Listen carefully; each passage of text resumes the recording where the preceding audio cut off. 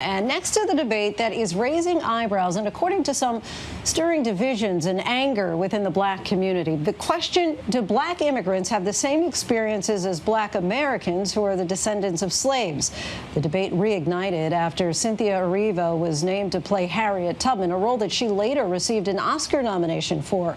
The controversial group leading the charge, ADOS, or the American Descendants of Slaves. Our Steve Osunsami met with its founder. Here are the nominees for When the names of the nominees for Best Actress were read last night at the Academy Awards, Cynthia Erivo was one of them. Cynthia Erivo, Harriet. Stand up, take my people with me. She is only the 11th black actress ever nominated for an Oscar in a leading role, and had she won, would have become only the second black woman to win the award after Halle Berry in 2001. But in the community whose story she helped tell in this important film, there is a small and unfortunate cloud that has rained on her performance this entire award season. And it's a question of her blackness. Harriet Tubman. The title role of Harriet Tubman, a challenge for any actress, and Erivo rose to the occasion, paying tribute to the black abolitionist who freed hundreds of slaves and remains one of the most important figures in black American history. God was watching, but my feet was my own, running, bleeding, climbing, nearly drowned, nothing to eat for days and days, man, I made it. But when the film's producers first announced that it was Erivo getting the job, it didn't go over well with many black Americans because Erivo is British. So there's people who took issue with you being from England. From England and African. While promoting the film on New York City radio, she took a moment to defend herself with WQHT host Ebro Darden. Well, I think there's a misconception that when you're in the UK, you sort of get to bypass all the awful things that happen to you as a black person, but you don't. On Twitter, the hashtags Boycott Harriet and Harriet Deserves Better found life. You know, obviously there's been a lot of conversation about the fact that she's British, but it's so unfair. The film's black producer addressed the controversy multiple times this award season, including at the Middleburg Film Festival in Virginia last October. You live or die on the shoulders of the actor in the lead role. So she was it, period. Online, a new group of black intellectuals found their voice with this debate. If Harriet was part of your lived experience as an ADOS, you could bring it to that role. They are the American Descendants of Slavery, or ADOS for short. And they argue that black Americans, who are the children of African immigrants, have it entirely different than African descendants of slaves. In Atlanta, we met one of the group's founders, Yvette Carnell. Well, there's an expectation that Yvette is xenophobic and Yvette hates black immigrants, and that's just not the case. She told us that she is ADOS, but says that I am not because my parents immigrated here from Nigeria. I'm lighter than you. I'm far lighter than you. But like the cost that we bear is because of being brought here as slaves is very different. We got very personal. Just because you have melanin and kinky hair doesn't mean you have the same background and you are tied to that kind of systemic oppression in this country. So yes, you can come from Nigeria, you can come from Ghana. You're kind of the opposite of what we are, though. You're the elite where you come from. We're the bottom caste here. We just look alike. It sounds like you're saying that the American part of African American is more important to African descendants of slaves. I think it's essential because we built the richest country in the world. But we've always been very, very giving and very accepting of black immigrants in this country. We always have. But it's a problem when you look at the number of these roles, especially lead roles, which are going to other groups and other people, even though we fought for the opportunity to be in those roles. And we didn't get to school in London. Like, we didn't go from Nigeria to London to different background. You look at Cynthia Erivo, it's not the same as my background. I'm a bottom caste in this country. That's different than what you came from. And so we don't have access to the things and opportunities that we fought for. They think something is deeply wrong when a British actor of Nigerian descent is chosen to play the role of Martin Luther King in Selma, and a British actress plays his wife, Coretta Scott King. They see similar issues with the leading roles in Best Picture winner 12 Years a Slave and the thriller Get Out, which also won an Oscar.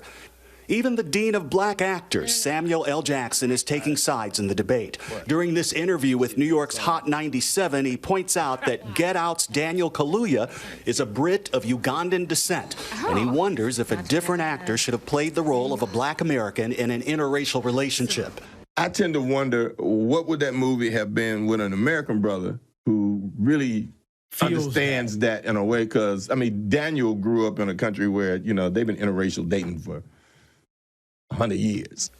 And they're not just upset with the movies. They say that black immigrants and their children are taking seats in American colleges and businesses that are meant for the descendants of slaves. And they don't seem to acknowledge that many black people in Europe, the Caribbean, and elsewhere can also trace their ancestors back to slavery. They point to this 2015 study that shows that black immigrants are more likely than African Americans to earn a better living, have college degrees, and live in two-parent households. ADOSs don't believe that these families should benefit from affirmative action.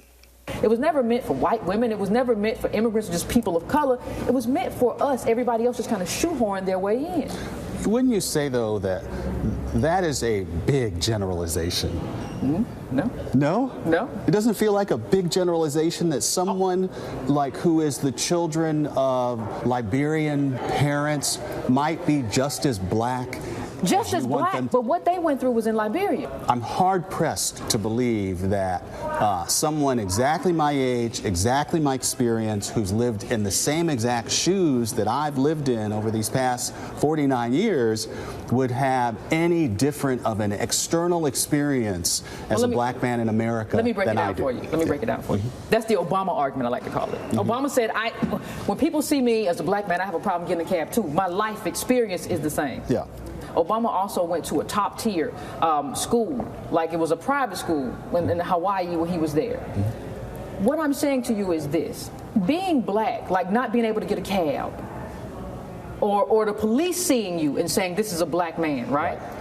You can experience that, but the lineage and the cost of slavery is not in the eyes of a racist, right? So you can say it's the same, but it's not the same in terms of wealth level, is it? It's only the By her definition, I tried to argue that our white photographer who was recording our interview was more black American than I. So Jay, right here, this dude, he took one of those DNA tests. He black. Right? But the thing about it is, this is what's crazy is that by your definition, Jay is more black American than I am, right?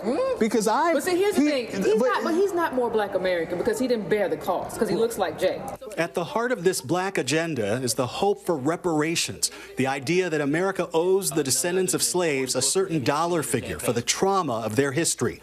Critics of the ADOS movement say it's pure discrimination, that the racism that black Americans experience from redlining to job discrimination happens to all, no matter how they got here. We may have gotten dropped off at different points, but we still are the glue that comes from the diaspora. And when we start picking and choosing who has more blackness over the other, who has more entitlement over the diaspora than the other, I think that's when we get into a really dangerous narrative and conversation on our community. And so we have to be mindful that we keep focus on that it is color that is the heart of racism. Cynthia Erivo, who's also a Tony winner, argues that her birthplace shouldn't make a difference in what stories she tells on film or stage. She says her job as an actress is to transcend these issues, even if her ancestors have never had to bear the cost or the pain of slavery. Steve Osunsami joins us now live. Steve, I don't even know where to begin. I have so many questions here. I mean, it seems like a provocative conversation, but it's a divisive and a slippery slope. I mean, so at the end, really, is this all about reparations, or is this trying to establish a I've had it worse than you, a caste system kind of situation here? I think it's part reparations. That's one of the goals. But the other thing is that this group argues that the current measures of success, that when you measure the progress that black Americans have had in this country, that when you include people like myself or people like Barack Obama or Senator Kamala Harris, that when you include those people in the sort of analysis of progress, that you're not getting a real picture of what's happening to the descendants of slaves in this country.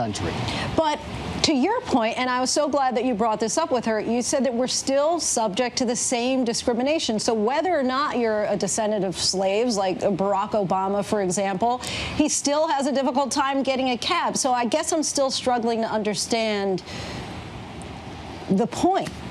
You know, when I walk into a room 10 people who are looking at me don't realize that I'm from Nigeria, that my parents are from Nigeria. They see a black man in America.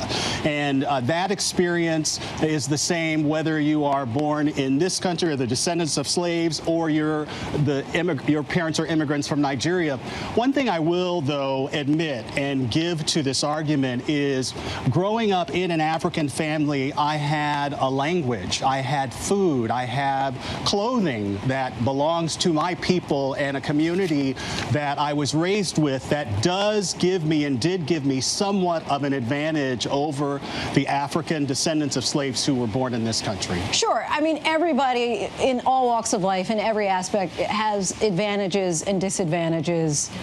It's a really interesting conversation that would take much more time than we have allotted for it right now. But I really appreciate you, Steve, for bringing this conversation to us. So thank you.